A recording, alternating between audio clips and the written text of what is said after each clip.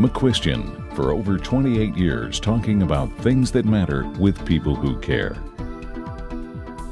Production of McCuistion is made possible in part by individual viewers, supporters of the Foundation for Responsible Television, the Hatton W. Sumners Foundation, helping to educate the public about the fundamental principles of their democracy and thus be in a position to help formulate public policy.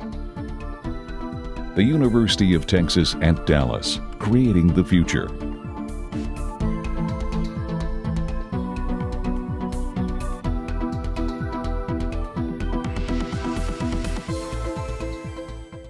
Well, hi, I'm Dynis McCuistion, and I'm here with my co-host, Jim Falk. And this particular topic today is on how the pandemic has affected education, particularly how it's affected education negatively for some of our children, and especially those at risk. We'll talk a little bit about what the school districts have done positively to make this a good experience, and we'll talk about some of the issues that they're dealing with. So with no further ado, I'm going to introduce Dr. Deana Dynis. And she's a 20-year educator, and she is now Executive Director of Teaching and Learning with the North Texas School District. And furthermore, she has a fifth grader at home, so we'll get some of that perspective as well. Jim? And I'm with Tori Koklager. She's a school counselor at the Young Women's Leadership Academy, an all-girls middle and high school that is part of the Grand Prairie, Texas Independent School District. And this school has 1,200 middle school students and 200 high school students. Earlier in her career, she taught English in the Dallas ISD before earning a master's degree in counseling at Prairie View A&M University. Great to have you with us. You know, one of the things that I've been reading about so much is that there are a lot of students that have just been dropped and are lost. Is this something you're experiencing at your school? Yes, we definitely are experiencing that here. We've tried to call certain students and numbers don't work. We can't get in contact with them. We've actually done home visits and find that they don't live at the address we have. So it's almost like they're lost in space, and it's concerning. Is this an economic issue? Are you seeing this more with lower income? Because I know many of your students are Title I, aren't they? Yes, the majority of our students are Title I. And it is because they move a lot. Even the students who are here, they move schools a lot. So it's possible that when the pandemic hit, they were at that location. But once everything happened, you know, parents lost jobs, they packed up and moved, and education just wasn't at the top of their mind. Now that I know that you work primarily or uniquely now with young women, do they face special challenges? They do face special challenges because working with girls, socializing is very important to them. Socializing is very important to them. And during this pandemic and not coming to school, a lot of them have been isolated. You know, they haven't been able to communicate with their friends. They haven't been able to be a part of the clubs that they're a part of here at school. And I've seen a lot of them suffering with anxiety and depression, which they had beforehand. But now they don't necessarily have myself and my co-counselor there to help them. So that's been very concerning. And some of those are the students I can't locate right now. So that has been of a huge concern. Well, Tori, we really feel your pain there and appreciate all you're doing to try to keep those students up to date. And Deana, you've got a little bit different situation from where you are. What's been your experience? Sure. We have had a similar experience with disengagement. And obviously that is a concern. We have utilized the same procedures that Tori's talked about, but when we can find learners, what we have done is assign mentors from the central office as kind of the contact for that learner. What barriers are in place and how can we help support you in returning back to school, whether that's physically coming to the building or if that is remotely engaging with us through our online platforms.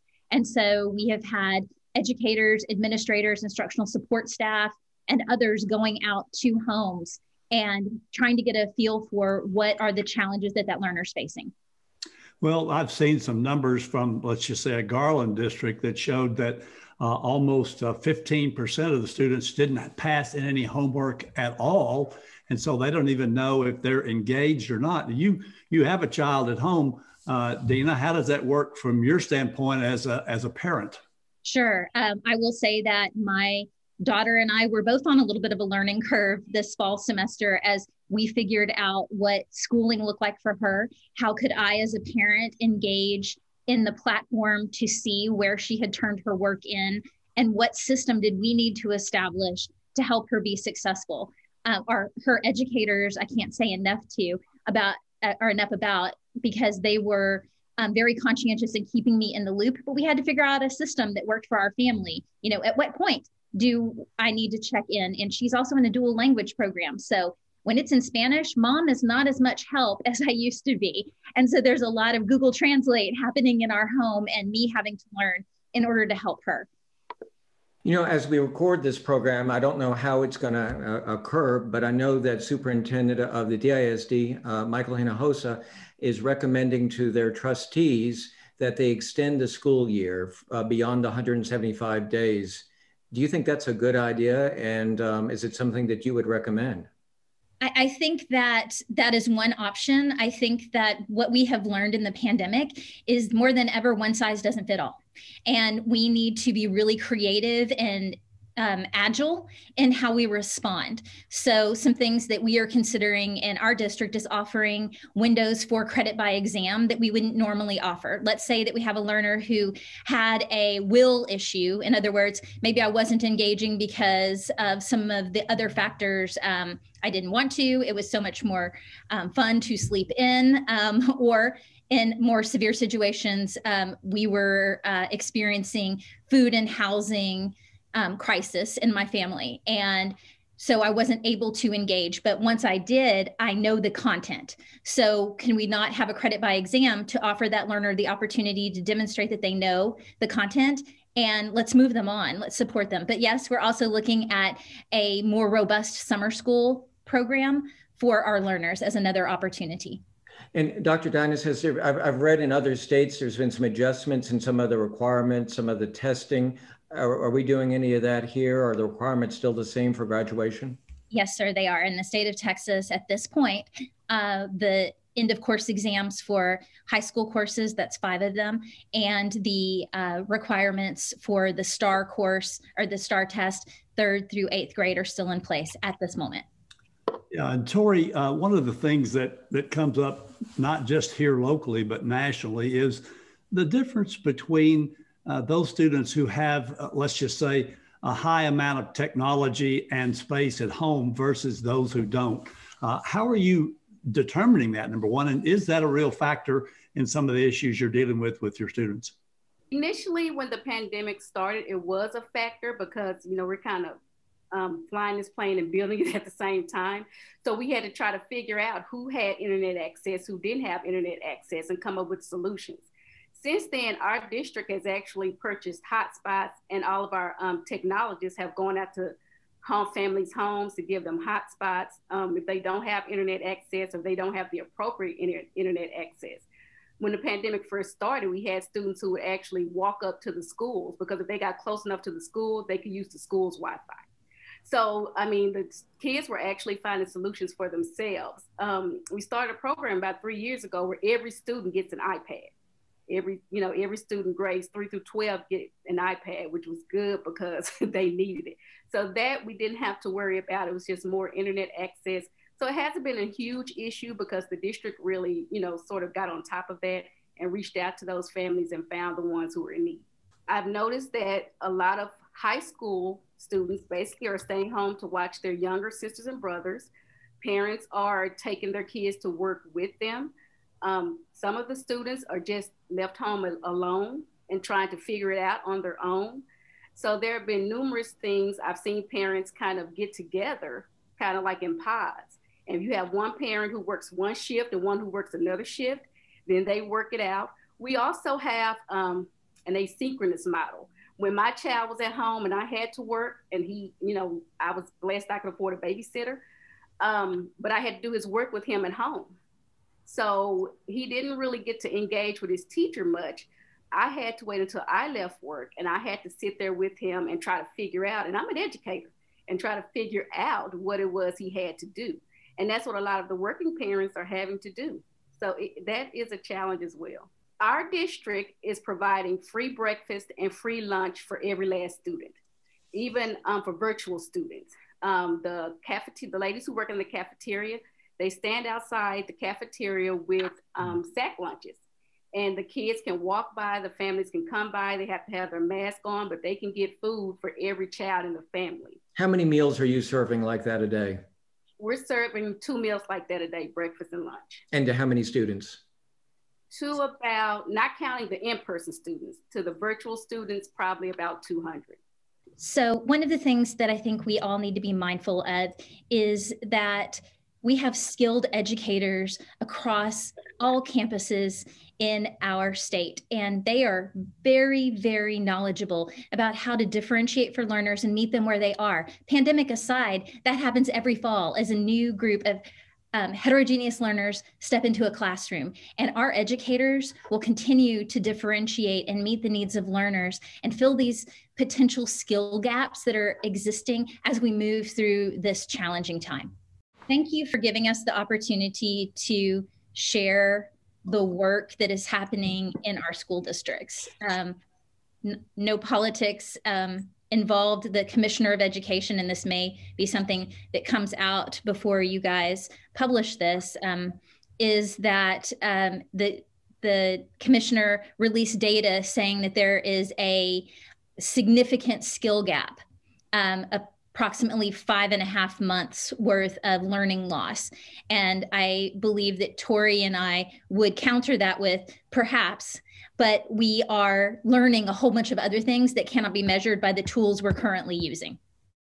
Yeah, one of the issues that it's actually in the newspaper all the time is what happens for the testing. How has the pandemic affected testing? Well, I think that the first thing we need to think about is the difference between summative and formative assessments.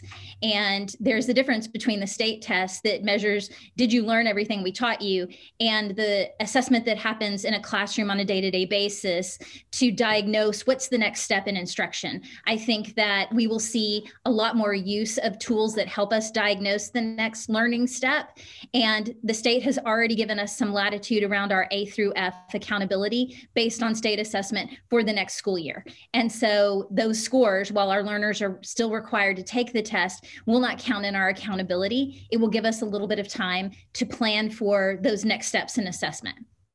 Our next guest is Ms Sifford. She has 13 years of experience in public schools, and she comes to us from W.S. Samuel High School, where she teaches world history. Ms. Sifford has earned the title of Dallas ISD Distinguished Teacher and the designation of Recognized Teacher in the state of Texas. Anna, thanks so much for being with us. Thank you. Thank you for having me here. So how has the pandemic and the virtual environment affected your students' learning? It affects it on several levels. It's a multivariate problem. So it can range anywhere from students who work better face-to-face to students that have trouble with technology, or both, which is the worst combination. So for instance, working with kids, with young adults in small groups is very important in high school. It's how I assess whether or not they know and understand what they're supposed to master, because I can see a piece of paper and I can watch them work. And I can't do that online. I can't do that through a Zoom.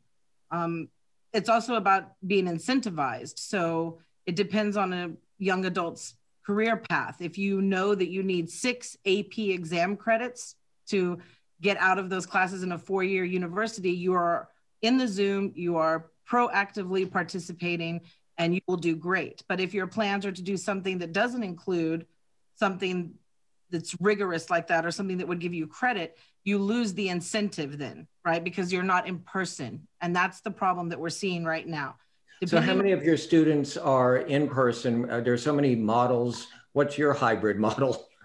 So we are AB, Wednesday, no children on the camp, no young adults on the campus at all, and Thursday, Friday, AB. So I will see my own students once each week in person if they show up. The most I've ever, and I don't mean if they show up, I mean if they're in person. The most I've ever had in a classroom at one time is 3 students. So I would say by far the majority is working from home. And that includes those in gifted and talented classes.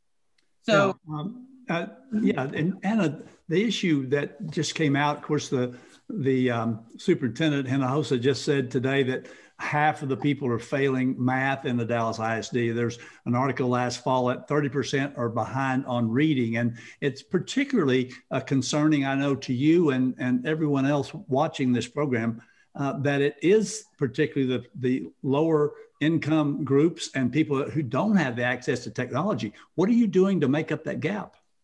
Well, there are hot spots that have been passed out by DISD. Now, whether or not they're as effective as they can be depends on the signal and all these things. There's laptops that have been passed out. They're not all the newest, right? So there's, like I said, it's multivariate. My son is in elementary school in Dallas ISD, and he has a shiny new iPad, right? So that's working better for him than an old Chromebook that you might get from somewhere else. But some of it is also, are there parents at home, number one? And even if there are parents at home, do they know how to use the technology? And when the demographic shifts us to lower socioeconomic areas, those are parents who are essential workers right now in retail and service. And so not only do you have the problem of parents being at work, but you have the problem of the prevalence rate of COVID being highest in my zip code now, as opposed to where it was before. And that's something that cannot be avoided because you have to go to work. I'm just going to say the truth. It's impossible to motivate online like I do in person. After 13 years, I kind of know almost every personality of teenagers there is, and I kind of know how to get to each one, and I know which classes I can joke with. I know my kids. I know their personal struggles, so I can check on them every day. And it doesn't work like that on Zoom. We're all trying our best to reach as many as we can, however we can. These are two of my good guys. These are good guys. So Louise, how have you been coping with virtual learning? Well, for me, it has been easier than going to class, but I know a lot of people it's harder because a lot of people don't really get computers. Like I'm really into computers, and I really get them. And when I get work, I can get it done really fast. And I feel bad for the students that have Chromebooks because I've tried using it and it makes it way more difficult. Well, we know that there have been some challenges, but what are some of the bright spots from working at home? I think one of the bright spots is sometimes when the teacher's not there or he or she is sick, I don't have a class, and I think that's it's like a bright spot because when I go to school and we have a sub and we don't usually do anything, we're just sitting there, which I think that's one of the bright spots. Also, you can do the work at your own time, kind of makes it easier than having like a time limit when you're at school. And what year are you now? I'm 11th grade, I'm a junior. And what do you plan to do after graduation? I want to go to college and I want to do computer science. Louise, where do you want to go to college? I'm still not sure. I'm going to be the first one in my family. So, as long as I go to college, a good one. That's great. I'm sure you'll do well. Andres, how have you been coping with this pandemic environment? I've been coping with it. It's been mostly easy and like sometimes hard. What's been hard about it? Like sometimes some people may have troubles with the internet and just not be able to join the Zoom, and they're going to have to explain it to the teacher, and sometimes the teacher may not believe them. And what about some of the extracurricular activities that you usually get to participate in, clubs and athletics? Have you been able to do that? I don't really do clubs like that much. I'm not that much of a try to go do clubs person. What about getting together with your friends? How has that affected you? Affected me a lot because now I'm not going to be able to see them like I used to see them back then. Hang out with them. Now we have to like stay 6 feet. We can't communicate. We can't touch each other, like handshake, how you been. It's affecting me a lot. What have you learned from this experience that you think that will really change your life? That no matter what, you just gotta keep going. So Micah, how have you adjusted to COVID-19, being at home and virtual learning? I tend to procrastinate when I'm doing my work, and so I have to like motivate myself to do my work every day, and it's sort of hard. For the studying, it's not that hard because I have started this thing where I would go at 5 o'clock p.m. when I'm done with all of my work I'll study and I'll take the time to do like my other work, well, not work, I'll take the time to study, but actually doing the work and learning, it's been pretty rough because I don't get to ask the teachers questions. Normally I'll just start saying I'll say something and then they'll be like, huh? And then I'll say it again. But oh my gosh, trying to raise my hand, they don't really see me because they're trying to teach the kids that are in the class. I actually don't interact with students that are on the other side of the camera. When I do interact with my friends, I'll like text them or call them. It feels kind of like nobody's really listening to me and I don't have like anybody's attention. And that makes me feel like I don't really get the help that I need when I want to work. I feel like with learning in home, I don't really understand some of the stuff that's happening in the classroom. I feel like the teachers should maybe do an after school thing with the kids and that are online. And Dr. Neely, as an educator and a parent, what's your perspective? There are good and bad components of COVID, if you will. The good components and the good ways that it's affected both academics and social interactions for students is that students are now having to grow intrinsically, and they're learning how to manage, work and their workflow, and to solve problems that normally maybe they would depend on an adult or an educator or other students to solve. So that's been a beautiful thing to see across the spectrum, in terms of academics. With regard to social interactions, I work in a middle school, and at middle school level, students, they thrive and grow through interaction with one another and with adults. And it's difficult for students that are virtual to have that type of connection. They feel very isolated.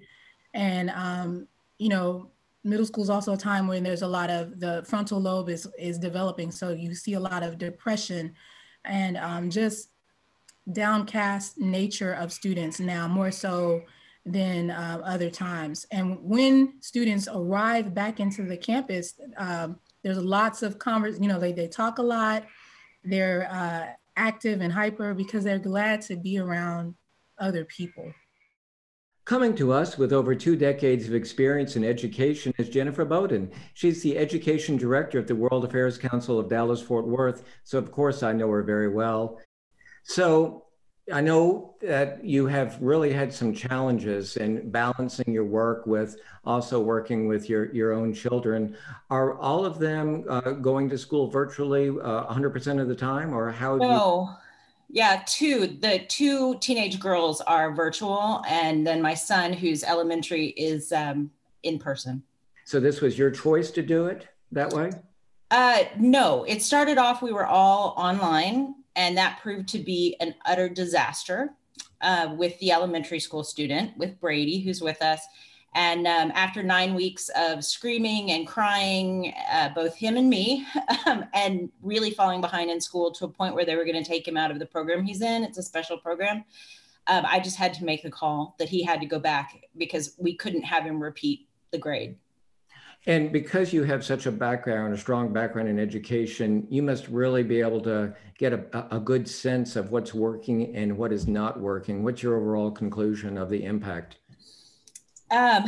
Don't mean to be really negative, but I don't feel as though it's working very well. Not for the fault of teachers or school districts. I think they've done everything in their power, really. They had the summer. At the end of the spring, there wasn't much ask of the students because everyone was just trying to get their bearings. But then when they came back from the summer, they really had a plan, and they were going to have people be focused on grades, and it became a big problem very quickly, not for the older girls, but for the younger, just keeping him focused, keeping him up to date, keeping him on the Zooms proved to be a disaster. It didn't work for us at all. You sent me those questions about socialization. I know that that's been a big problem. I know my girls feel really lonely and kind of depressed and don't feel like they have any friends, and it's causing problems. And to that point, two of my very good friends, but 3 that I know have had to hospitalize their children. They already had some issues with depression and anxiety, but not life-altering, not anything they couldn't control. And all 3 of them ended up in the hospital in mental facilities for 10 days because they were so worried about them. You know, I think that one of the things that we all need to be mindful of is this narrative around failure.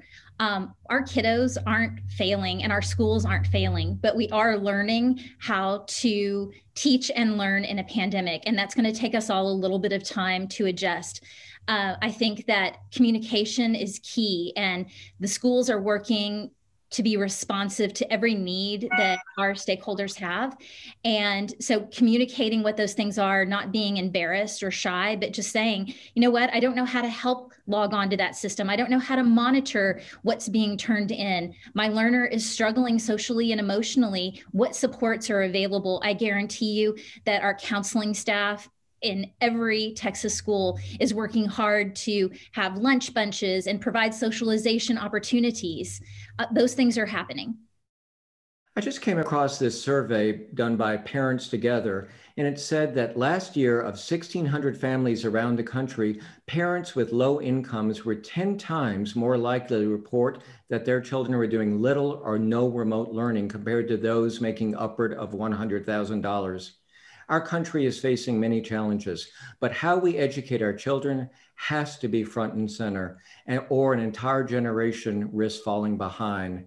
Our teachers and educators need to know that we have their backs, and being viewed as essential workers would be a good start.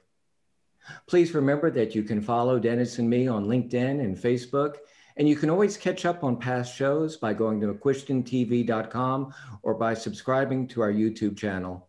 Thanks again for watching, and please do join us every week as we talk about perspectives that matter with people who care. For more information, call 214-750-5157 or email nickyn@nickymcquistion.com. Visit our website at www.mcquistiontv.com. You can also follow us on Twitter at www.twitter.com/McQuistionTV or download McQuistion TV video podcast on iTunes.